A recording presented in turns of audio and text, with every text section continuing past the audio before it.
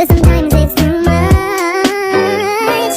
Assalamualaikum warahmatullahi wabarakatuh. Halo teman-teman, perkenalkan kami dari kelompok 2 dalam tugas Sejarah Indonesia mengenai kerajaan-kerajaan Hindu-Buddha yang berada di Indonesia. Kelompok kami mendapatkan kerajaan Tarumanegara dan kerajaan Pajajaran Sunda. Alangkah lebih baik kami perkenalkan kelompok kami terlebih dahulu sebelum masuk pada materi-materi yang akan kami bahas. Di kelompok kami ada Alexander Batisha, ada Charlino Revita, ada Hildan Zika Avian, ada Nanda Yulia Agustin, ada Trimaya Umaro, dan terakhir ada Yulia Retnopinasti. Semoga apa yang kami sampaikan bisa bermanfaat bagi teman-teman dan kami mohon maaf apabila ada kata-kata yang kurang berkenan dan kurang dipahami. Selamat menyaksikan. Perkenalkan, nama saya Alexander Batisha. Saya akan menjelaskan letak dan latar belakang Kerajaan Tarumanegara. Kerajaan Tarumanegara berpusat di tepi Sungai Citarum, Jawa Barat. Kerajaan ini didirikan bukan oleh orang lokal, namun oleh seorang bangsawan asal Salankayana, India, yang bernama Maharesi Jayasingawarman. Akibat kekacauan dan penjajahan yang dilakukan oleh Maharaja Samudragupta dari Kerajaan Magadha, Jayasingawarman melarikan diri dan mendirikan kerajaan baru di Nusantara.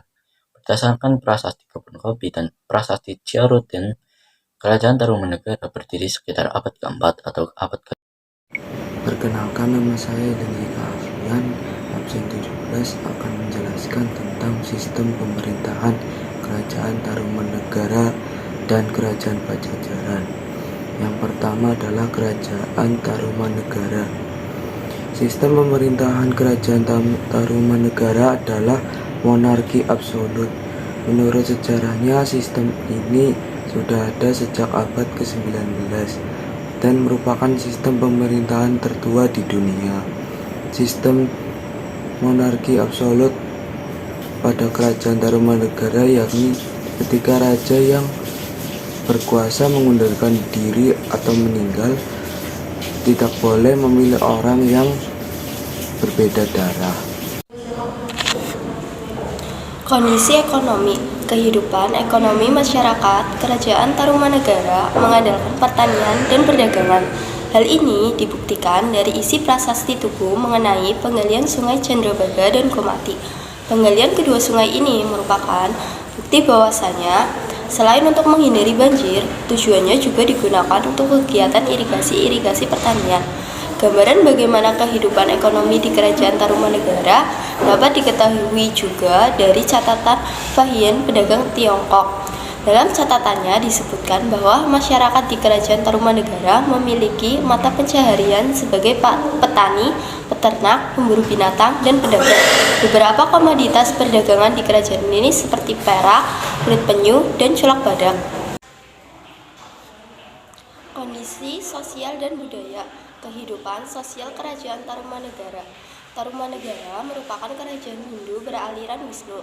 Masuknya pengaruh India di dalam kehidupan masyarakat Kerajaan Tarumanegara tentu merubah kehidupan sosial yang kemudian mengenal kebudayaan Hindu.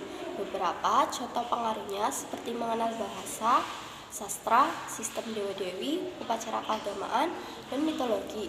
Bukti kehidupan sosial Kerajaan Tarumanegara telah terpengaruh oleh kebudayaan India, yaitu dapat dilihat pada prasasti Kebun Kopi yang memuat dua kaki gajah Airwata. Dalam mitologi Hindu, gajah ini merupakan tunggangan Batara Indra. Kehidupan budaya Kerajaan Tarumanegara. Masuknya pengaruh dari India kemudian menyebabkan perkembangan kebudayaan masyarakat Tarumanegara. Sebagai contoh, di bidang sastra, masyarakat mulai mengenal syair. Hal ini dibuktikan dari beberapa prasasti peninggalan Kerajaan Tarumanegara berbentuk syair dengan menggunakan huruf Pallawa dan bahasa Sanskerta. Dalam sastra, kebudayaan Pahat juga berkembang, dibuktikan dengan kesamaan penemuan arca di Cibuaya dan di Semenanjung Melayu, dan siang arca yang ditemukan di Cibuaya yaitu sebuah arca Wisnu. Perkenalkan, nama saya Trimaya Umaro, nomor absen 33 dari kelompok 2.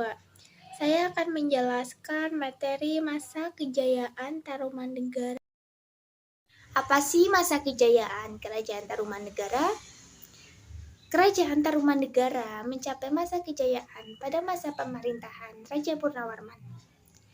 Raja Purnawarman dikenal sebagai raja yang gagah, berani, dan berperan penting dalam memajukan kerajaan Tarumanegara dengan membuat saluran air di Sungai Candrabaga dan saluran Gomati. Masa kemunduran Tarumanegara. Penyebab utama keruntuhan kerajaan Tarumanegara adalah karena adanya serangan dari kerajaan lain. Serangan dari kerajaan Majapahit saat kerajaan Tarumanegara di bawah kepemimpinan Raja Sudawarman. Pengalihan kekuasaan dari kerajaan Tarumanegara menjadi kerajaan Sunda di bawah kepemimpinan Raja Tarusbawa, dan kekosongan kepemimpinan karena tidak ada penerus kerajaan setelah Raja Linggawarman wafat. Berikut adalah peninggalan Kerajaan Tarumanegara. Apa nih? Setelah mendengarkan penjelasan mengenai Kerajaan Tarumanegara, selanjutnya kita akan mendengarkan mengenai Kerajaan Pajajaran Sunda. Selamat menyaksikan. Perkenalkan, nama saya Lekandra Batisya.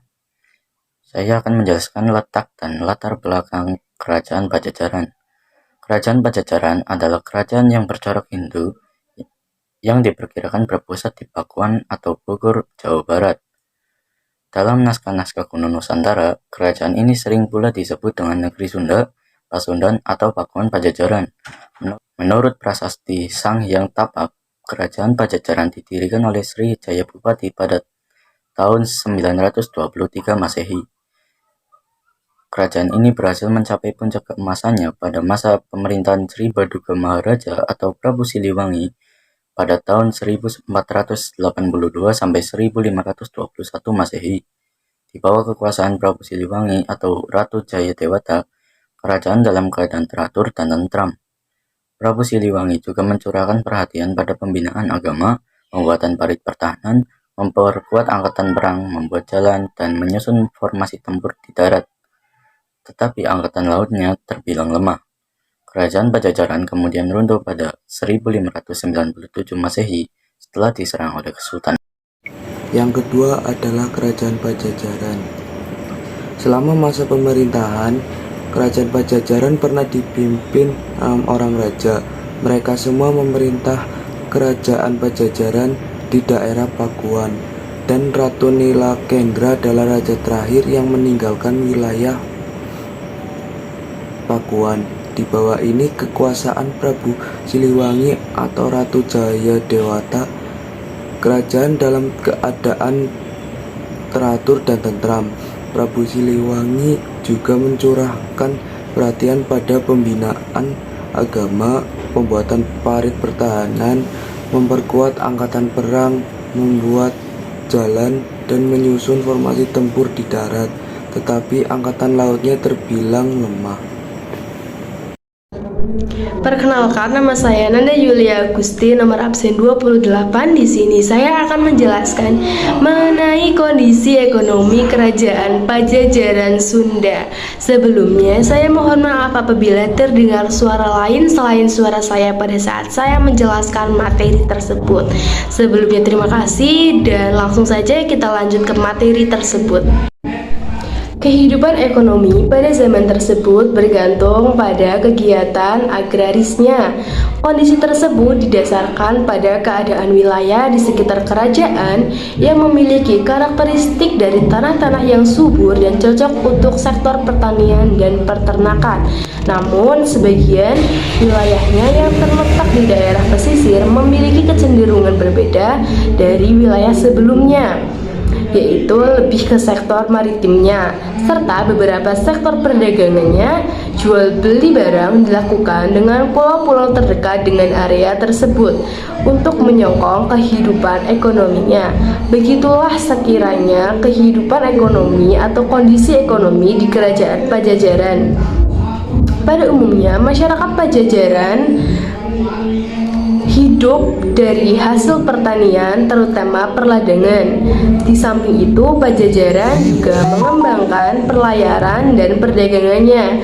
Kerajaan Pajajaran juga memiliki 6 pelabuhan besar seperti Pelabuhan Banten, Pelabuhan Pontang, Pelabuhan Cigede, Pelabuhan Tamgara, Pelabuhan Sunda Kelapa yang berada di Jakarta, dan Pelabuhan Cimanuk yang berada di daerah Pamanukan.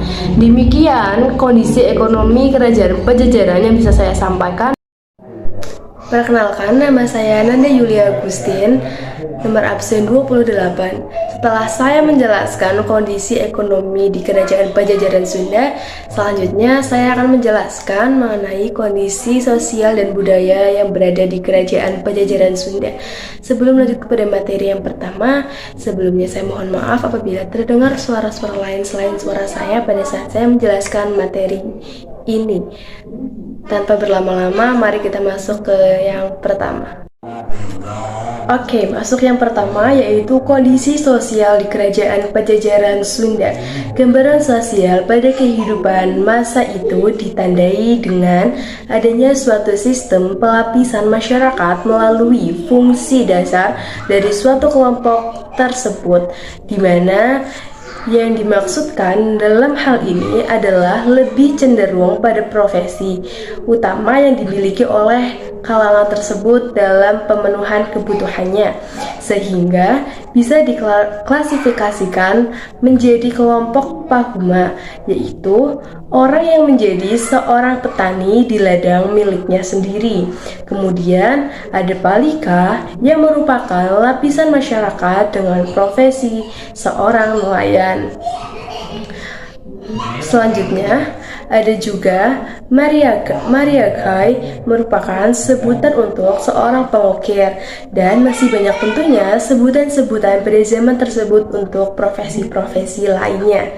Selanjutnya kita akan masuk kepada kondisi budaya yang berada di Kerajaan Pajajaran. Kita masuk ke yang kedua, yaitu kondisi budaya di Kerajaan Pajajaran Sunda. Terkait dengan budayanya, tentunya sangat dipengaruhi oleh kepercayaan yang dianut oleh raja dan masyarakat Kerajaan Pajajaran yang mayoritasnya beragama Hindu. Setiap aspek kehidupannya selalu tidak pernah terlepas dari nilai-nilai dalam ajaran agama tersebut.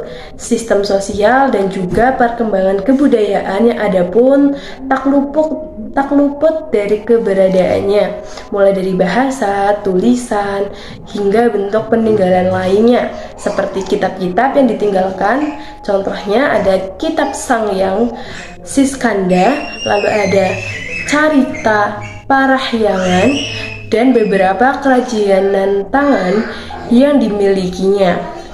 Begitulah gambaran besar akan kebudayaan yang berkembang di kerajaan pada masa itu. Sebelumnya saya mohon maaf apabila ada penjelasan yang kurang jelas. Perkenalkan, nama saya Yulia Ratopinasti dari kelas 10 AKL 1. Di sini saya akan menerangkan tentang masa kejayaan dan masa runtuhnya Kerajaan Pajajaran Sunda. Pada masa kejayaan Kerajaan Pajajaran Sunda, Kerajaan Pajajaran mencapai puncak kejayaan pada masa kepemimpinan Sri Baduga Maharaja atau Sri Siliwangi. Ia dikenal sebagai seorang raja yang tidak pernah punah dan selalu hidup di hati secara abadi dari pikiran para masyarakat Jawa Barat. Hal ini dikarenakan Baduga Maharaja membangun karya besar dan membuat beberapa pemertahanan menjadi lebih baik. Selanjutnya yaitu masa kemunduran Kerajaan Pajajaran Sunda. Pada tahun 1579, Kerajaan Pajajaran mengalami masa runtuhnya. Kerajaan tersebut hancur diakibatkan oleh penyerangan yang dilakukan oleh Kerajaan Sunda Kesultanan Banten. Kehancuran dari kerajaan ini ditandai dengan pindahnya Palangka Sriman Sriwacana atau Singgasana Raja dari Pangkuran Pajajaran ke Keraton Surosowan yang ada di Banten oleh pasukan Maulana Yusuf. Berikut di atas merupakan peninggalan-peninggalan sejarah Kerajaan Pajajaran. What you do?